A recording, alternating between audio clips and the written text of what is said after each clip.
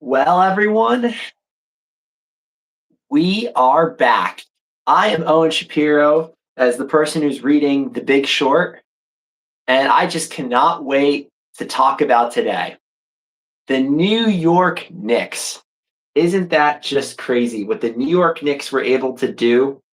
I mean, it's insane. It's I mean, to see that the New York Knicks were able to pull off the comeback was absolutely insane. And I'm just taking a look at this live stream, taking a look at it. Let's see what we got. See? Yeah, but we're also going to talk about the best Beatles songs. So, example, what is your favorite Beatles song? Because my favorite would probably be, I don't know. I mean, think about it this way. There's so many songs. Like, I went to Abbey Road and I got the shirt on, obviously.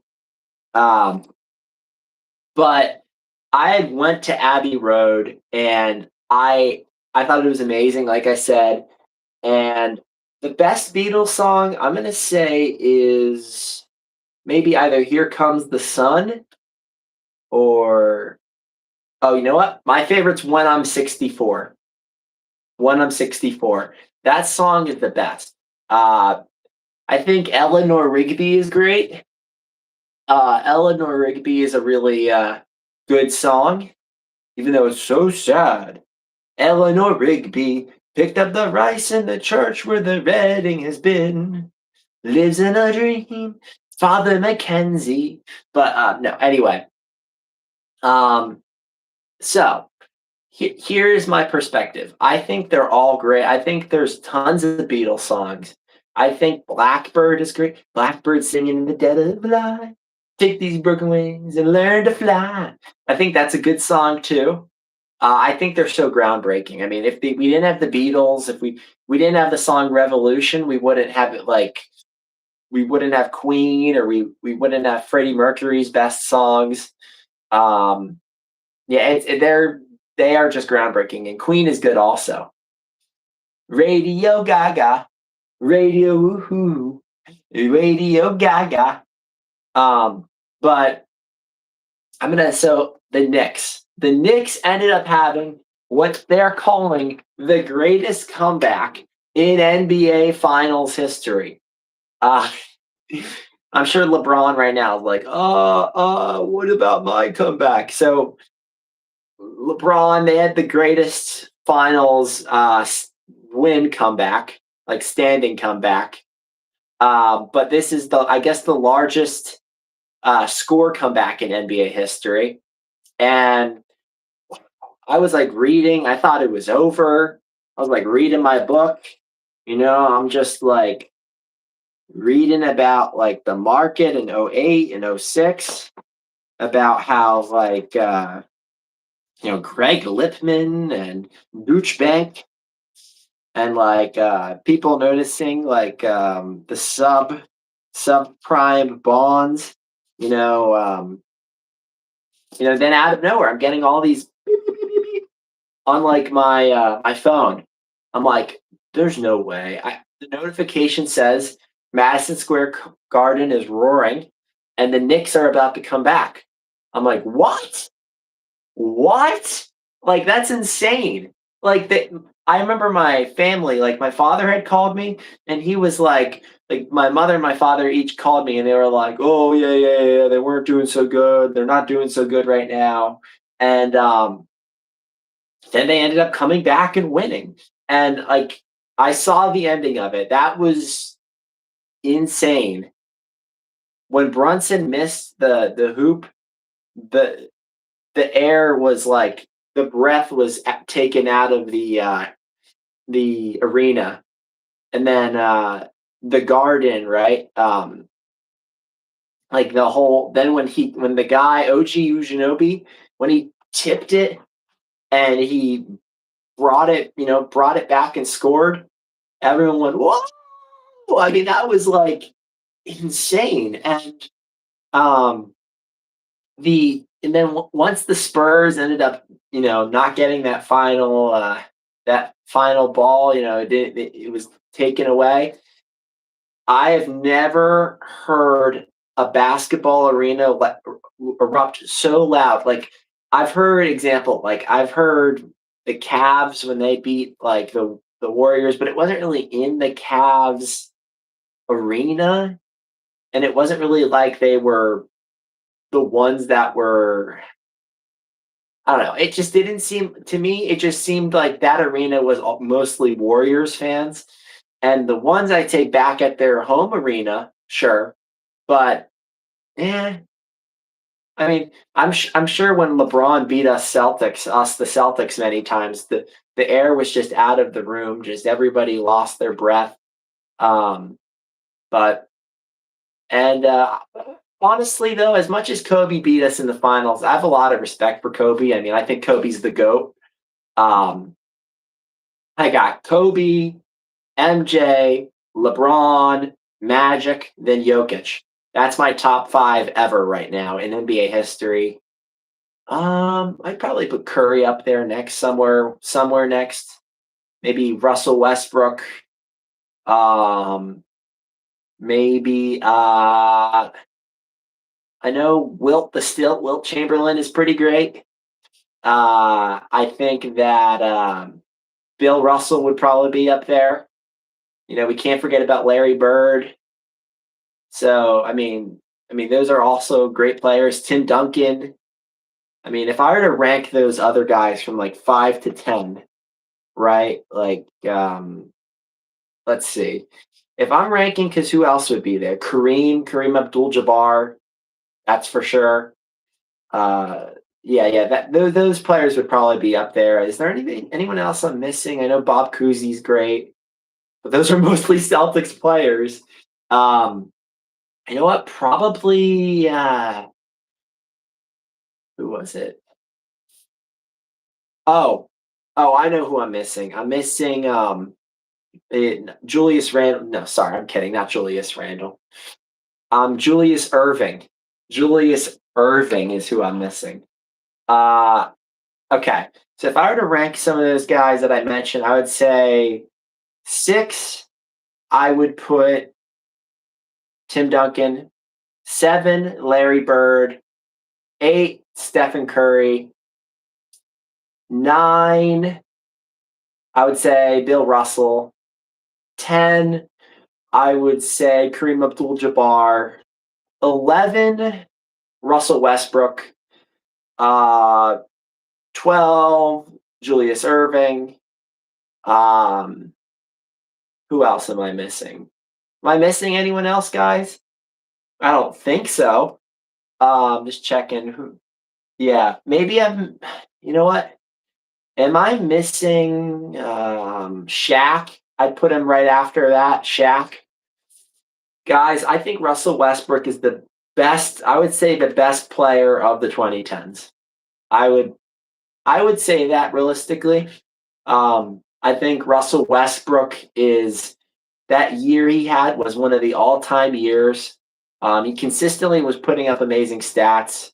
He was also not only that, if you want to take away the stats and show the MVP, he was also on different teams, right? Different teams where he was pretty successful. It could show he could be both a leader and a role player. Um, Many different teams, and he was. I felt I. This is my personal perspective. I think he was able to adapt more than most players. That is my perspective. Um, I think if you look at his career, I mean, were there any other players who could adapt as easily? Maybe LeBron. I mean, maybe Curry was good. He's pretty good, but Russell Westbrook was amazing at adapting. Um, I think, and I'm a Curry fan. I like Curry. I think Curry is probably the biggest difference maker out of any team ever. I'd say like ever. Um, but honestly, like I think Shaquille O'Neal is the biggest momentum, effective player.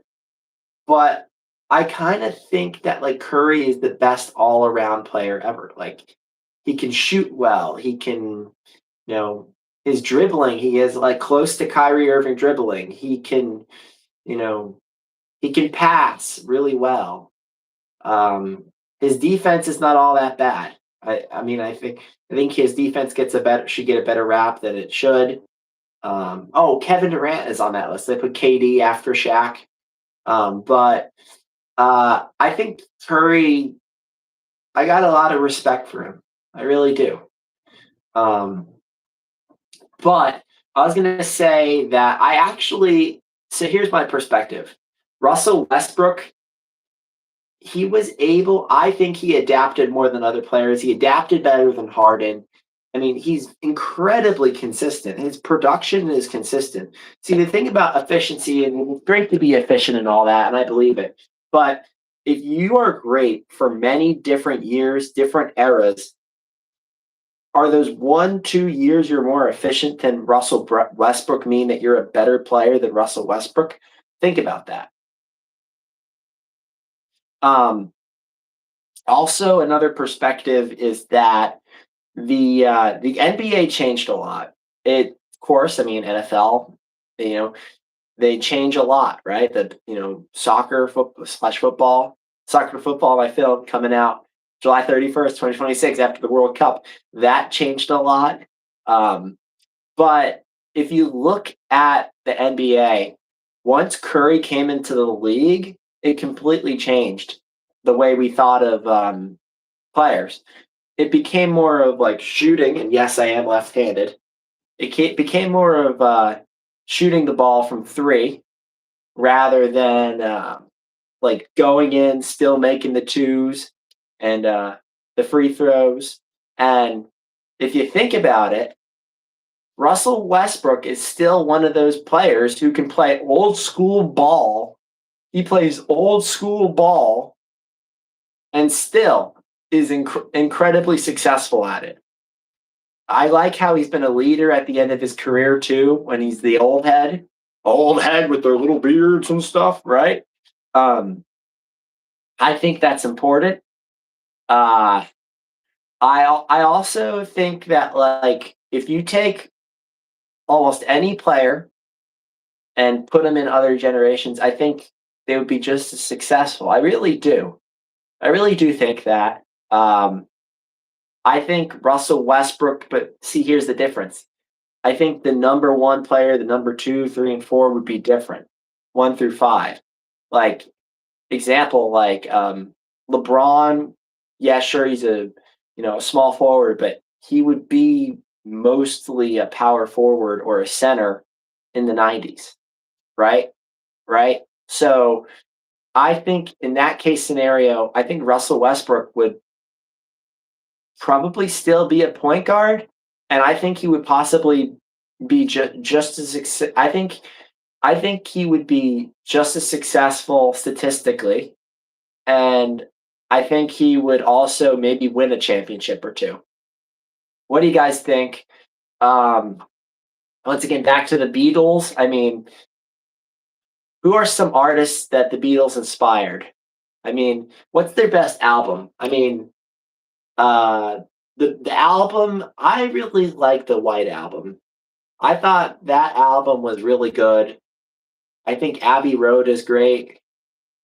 Let It Be, which was going to be Get Back, which, oh my gosh, did you guys see the documentary on that? That was insane. It was pretty unique. Uh, Honestly, the Help album or A Hard Day's Night. I think how about this? I'll rank three of them. I'll rank the White Album.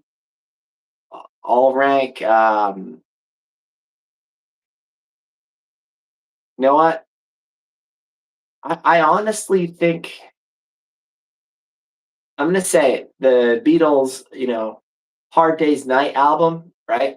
Help also. Wait, let me just realize. Let me look something up because let me just see. Beatles albums. The Beatles albums. Okay. Yeah. Oh my gosh, Revolver, guys. I almost didn't bring up Revolver. I mean, it's amazing. Okay. Yep. Beatles for Sale is on there. Please, Please Me. With the Beatles. Okay. These are a lot of really good albums. All right. Here is okay. Here's what I think. I think that the album, let's see. Let me see something. I think that all right, ranking this is okay. Sergeant Pepper's is great. I'm gonna rank a few of them. Who can forget about Rubber Soul? I can't forget about Rubber Soul. Um, all right. Oh boy, this is gonna be tough. Get ready for this. So I'd say their best album is Sergeant Pepper's Lonely Hearts Club Band. Then I'd say Revolver. I'd say Help, A Hard Day's Night, Abbey Road. I'd say the White Album. Then I would say Rubber Soul. Uh, Please Please Me, which is incredibly underrated. And then say Beatles for Sale and With the Beatles. Yeah. Uh, that's pretty justified, right? I'm guessing that's justified. Anyway, everybody, I'm your boy Owen Shapiro. Uh, yeah, and I'm out. Stay cinematic.